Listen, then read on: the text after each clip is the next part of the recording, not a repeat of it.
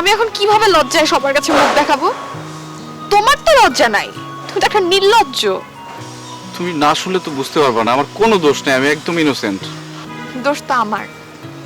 আমি তোমাকে চিনতে ভুল করেছি, তোমাকে একটা ইনোসেন্ট মানুষ মনে করেছিলাম।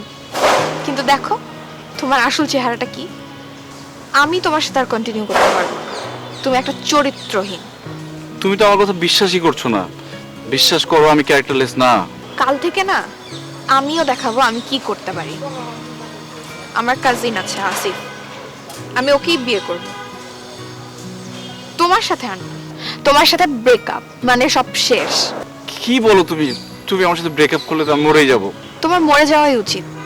তোমার না চেহারাটা আমার দেখতে ইচ্ছা করছে না। প্লিজ রিয়া, এরকম পাগলামি করে না, শোনো আমার কথাটা প্লিজ। রিয়া, তুমি আমার হাত ছাড়ো। আমি না সিনক্রেট করতে চাচ্ছি না। আমার সাথে আর কোনো কন্ট্যাক্ট করার চেষ্টা করবে না। রিয়া আমার, রিয়া।